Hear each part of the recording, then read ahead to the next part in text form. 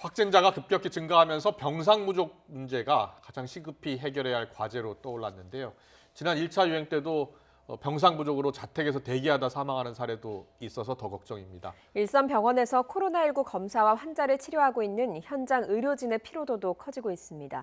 순천향대 부천병원의 김탁 감염내과 실장 연결해서 이야기 들어보겠습니다. 교수님 나와 계십니까?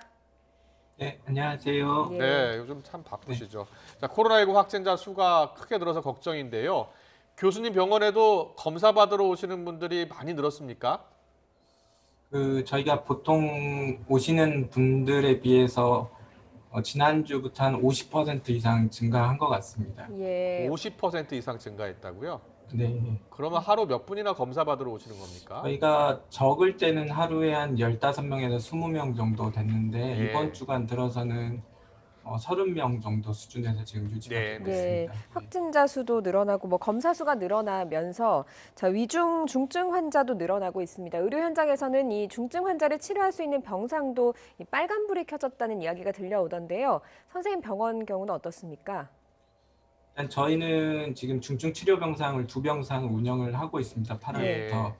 예. 8월 아시는 것처럼 2차 유행 이후로 그 병상이 비었던 적이 한 번도 없고요. 그런 예. 상황에서 지금 3차 유행을 맞닥뜨리고 있는 거기 때문에 예. 병상 상황이 전혀 여유가 없다고 보시는 게 맞을 것 같습니다. 네, 예. 전혀 여유가 없다. 그런데 이제 음압병실이니까요. 아무래도 의료진들이 좀 많이 투입돼야 할 것 같습니다. 의사 그리고 간호사 업무들도 과중하고 힘들 것 같은데 어떻습니까?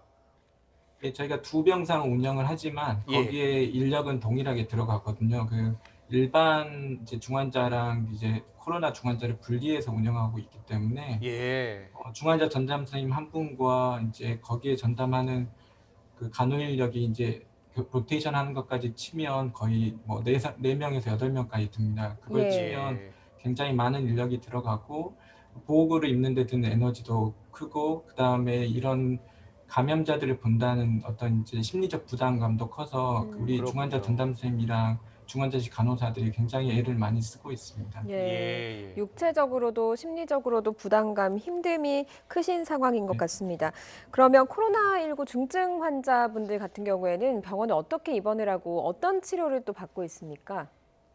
저희는 이제 중증 치료 병상이기 때문에 예. 처음 확진이 되자마자 환자를 보는 게 아니고 예. 다른 이제 공공 의료원이라든지 이제 병원에 있던 분들이 상태가 나빠지면 오시게 됩니다. 그래서 예.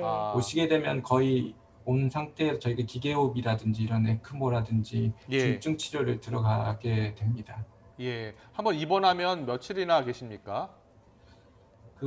이제 격리를 하는데 해제 기준이 이제 중증 치료하는 환자들은 상대적으로 좀 길어서 예. 뭐 20일까지도 격리를 계속 하고 있고 문제는 이 치료가 끝나도 환자들이 상당히 이제 폐 상태가 나빠졌기 때문에 아. 바로 일반 병실로 가지 못하고 예. 중환자실에 상당히 오랫동안 체류를 하게 됩니다. 그래서 그렇군요. 기간이 2달, 3달 가까이 길어지는 경우들도 예. 있고요. 네. 그렇다면 병상 마련이 지금 상당히 시급한 상황으로 예. 보입니다. 그리고 응급 환자 치료, 그리고 일반 환자 치료에도 영향을 줄 수밖에 없을 것 같습니다. 그런 상황들은 지금 어떻습니까?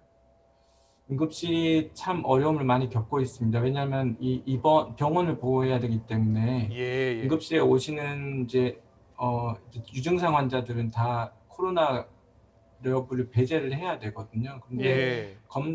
이게 코로나가 아닌 걸 확인을 해야 되는데 네. 그동안 대기할 수 있는 공간이 한계가 있습니다. 그래서 그렇죠. 예. 응급실에 오시는 것도 어렵고 응급실의 이런 병상 가동률도 떨어지게 됩니다. 그래서 사실은 지금 응급실에서 제일 요구하고 있는 것 중에 하나가 증상이 있는 사람 중에 한두 시간 안에 결과를 정확하게 알 수 있는 응급 선별 검사들이 좀 있거든요. 근데 예. 가격이 상대적으로 많이 비싸서 그렇군요. 이 부분을 증상이 쓸 수가 없는 경우들이 많이 있습니다. 그래서 예. 이 부분들을 증상이 있는 사람들에게도 급여가 가능하도록 조금 조치를 해달라는 목소리들이 계속 있습니다. 예.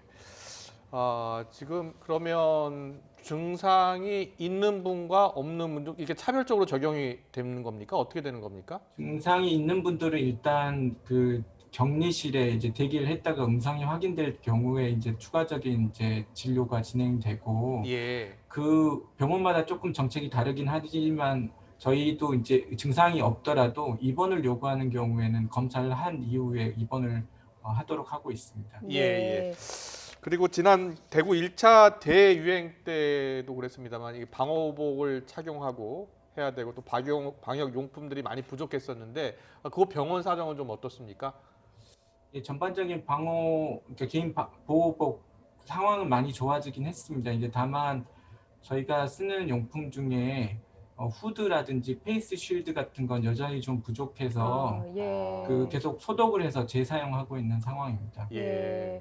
육체적으로도 힘드시고 지금 심리적으로도 힘든 상황인데 물품도 부족해서 소독을 해서 쓰고 있다고 하니까 참 안타깝고 송구스러운 마음이 듭니다.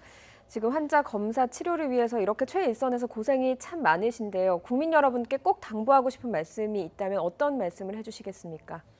그 일선의 의료진들이 굉장히 많이 애를 쓰고 있고 병상 확보를 위해서도 많이 노력을 하고 있습니다. 네. 하지만 그런 병상 확보에는 분명히 한계가 있고 예. 따라서 환자 수 전체를 줄이지 못하면 결국은 상하는 가족이나 뭐 주변의 분들이 병원에 와서 치료를 못하는 상황들이 불가피하게 생길 겁니다. 따라서 사회적 거리 두기를 준수하는 게 우리 가족을 지키는 일이라고 꼭 생각하시고 잘 지켜주셨으면 좋겠습니다. 네, 알겠습니다. 어려운 환경 속에서도 이렇게 애써주셔서 다시 한번 감사의 말씀 올리겠습니다. 지금까지 김탁 순천향대 부천병원 감염내과 실장이셨습니다. 고맙습니다. 감사합니다.